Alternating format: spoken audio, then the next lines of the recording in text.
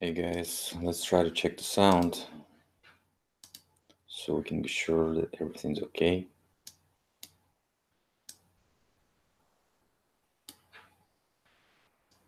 Yes, everything's okay. Let's see. I want to present some recent news, recent information, and I had a mudflood chat with Richard on Sunday, but we didn't have a chance to do it. So we figured we should do it on Richard's birthday, which is today. But he yet uh, haven't arrived to his house. Probably he's gonna come pretty much soon. Okay, so let's wish Richard a happy birthday, and let me present you something. Maybe he's gonna come pretty soon. Okay, let's see. So this is the pictures of revenue houses. Let's see. I'm showing.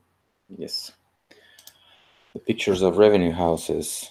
Some of them in Moscow, some of them in St. Petersburg. The revenue houses, if you don't know, are the houses that were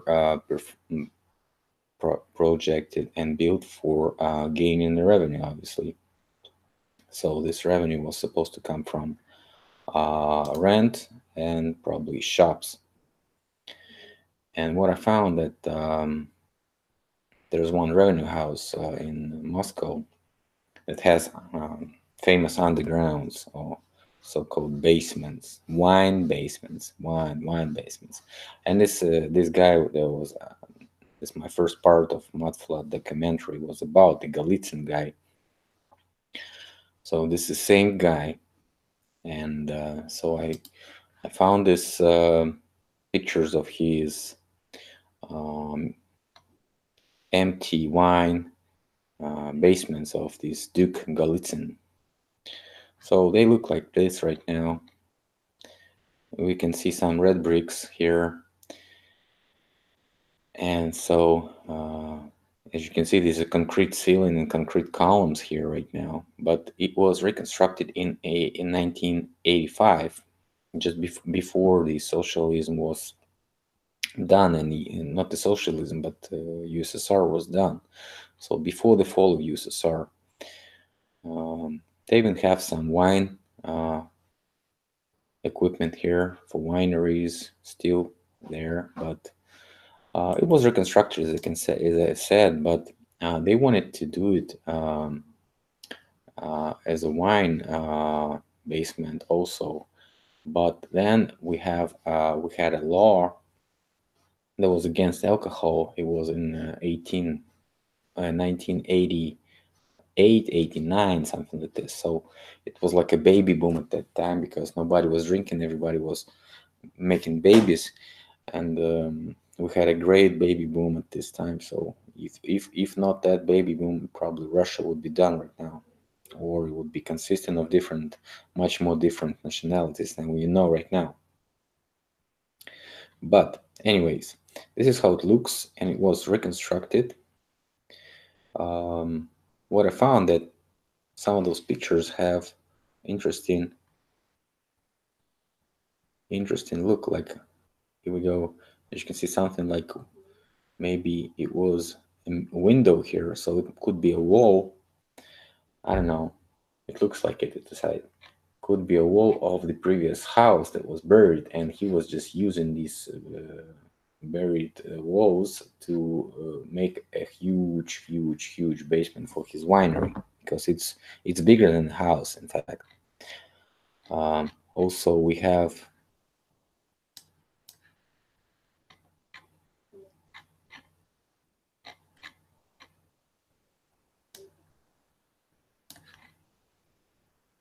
some leftovers of his arch brick masonry, and this one took me made me wonder. So they had a windows. They had the windows. Actually, they had a windows here and here, as you can see, on both sides. So was it done during the reconstruction, as this letter, or maybe it was before? So If I can, I probably visit this place, but I don't know how I can do it because it's closed right now. But somehow this girl managed to do it, so maybe I can do it also. So Golitsyn is definitely connected with all this Masonic conspiracy of 19th century. So whatever. Next one I wanted to show is one guy showed me, sent me some scrolls, but he thought probably I could read them.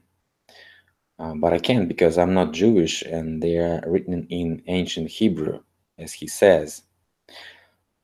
Well, if any of you guys can know somebody or can do it by yourself, I might send you those pictures so you can translate us what is actually written here, and we can make a video on that.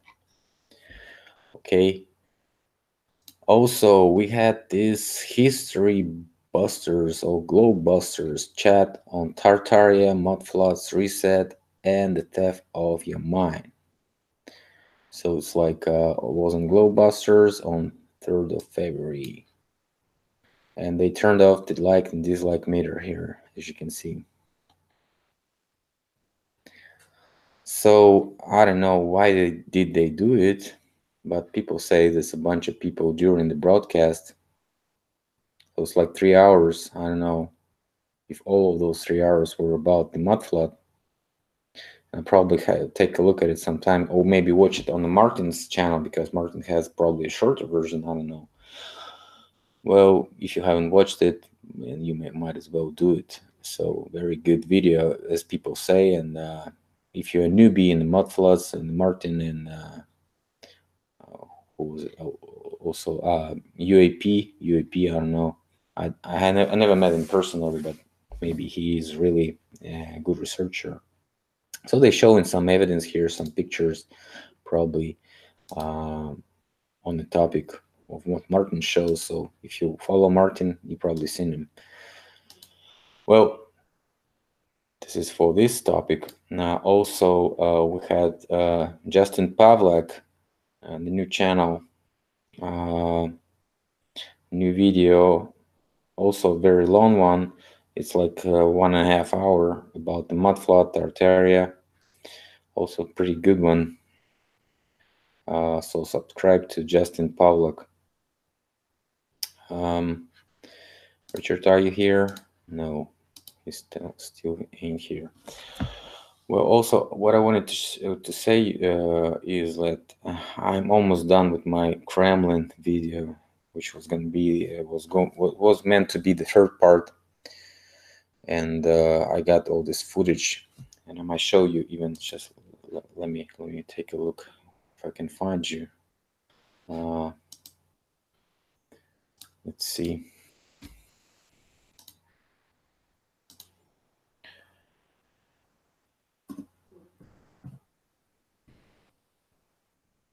So this guy, also the mudflood researcher in Moscow, he has a channel in Russian,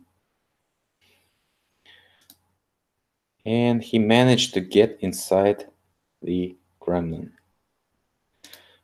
And let me show you what he managed to capture there. I don't know if it's okay. I'll just try it today, because if this video will get blocked, I'll just erase this part from this live chat. But I'll show you an edited part with some decent pictures. So he also, just like me, went through the same entrance here, the entrance I was showing before, which shows the huge elevation between the Kremlin walls. Like here, I was filming from down there and showing you this bridge towards the Kremlin gates. So he also managed to go there, and here's the place that he was looking at here. So remember this one. And when he gets inside the building,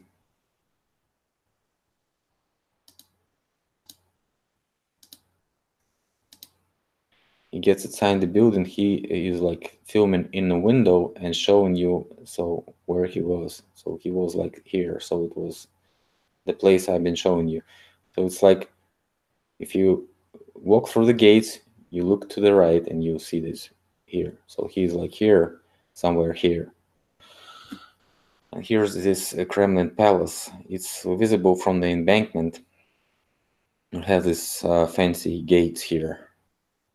So he's like watching all these windows, and then he starts walking around. Probably somebody gave him a pass or whatever. Maybe he was, escorting him. So he's like started like he's showing that he's going down. So this is the first floor, as they say. So he goes down like, let's speed it up. He goes down like 1, 2 floors, right? Maybe 3 here. If it's a full size floor. Like you can say this is a basement, right? This is a basement. Sorry for bad quality.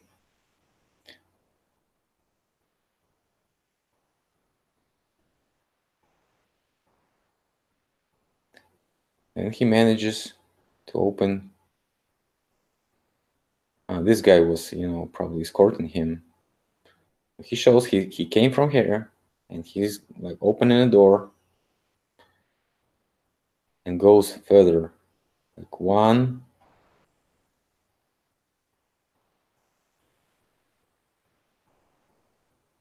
floor. And then he like looks around and he sees another stairs, like 3 more. Well, you can say that the Soviets dug all those basements there, but whatever. If you look at this Kremlin wall, everything is leveled to the level of when you raise here. So it's like the level of the Kremlin wall could be the level of possible underground, because it's going down towards the river level. So it's water level, because the river was under this bridge. And also so it's very interesting. And in fact, he goes down more, but this is like a kind of mystery. So I'll tell you this, how many floors he finds in my third part. So it would be a secret to you. Yeah. In fact, he finds a lot more. So Richard haven't came yet. Well, probably not today, guys, but just write in the comments happy birthday, Richard, so he can see that you guys watched this video and actually wanted him to talk, because he was going to share his opinion on the Glowbuster chat, because he watched it. And also I've got a video from Roxanne. Roxanne that was making connecting the dots with Richard. She is like a flat earth researcher. She sent me a video about the experiment. Well, actually, I knew about this experiment because I was, I'm like 40 years old, so so we kind of studied some physics in Russia, and we know what's really the case in some physical, because we have some level of information here. So this guy is showing us the Michelson-Morley inspired experiment, because Michelson-Morley says if you have a spinning surface, then whatever is above has to spin a lot faster than whatever is closer to the center of the spinning rotation axis. And he's like showing us that this experiment was done in 1887, and he like tried to explain how this works. So if we take a building which is like let's say some distance from the ground, like 200 meters, right? It has to rotate faster because the ground one. Yo. Yes, Richard, you came. I'm like trying to explain, guys, the Michelson-Morley experiment. Well, whatever, guys. I'll probably leave you a link under this video so you can check this video by yourself. Yo, can you hear me? Yes, I can hear you. Can you hear me? Can you see me? Yo, what up? Yeah, Can you what hear up? me? Yes, yes. Can you hear me? Yes, You hear me good? yes. Can't. Go ahead, speak. Yeah, guys, everybody, we just, Can't hear discussed you. You can hear me? Maybe you have to take it louder because everybody can hear me. I've just checked on the broadcast.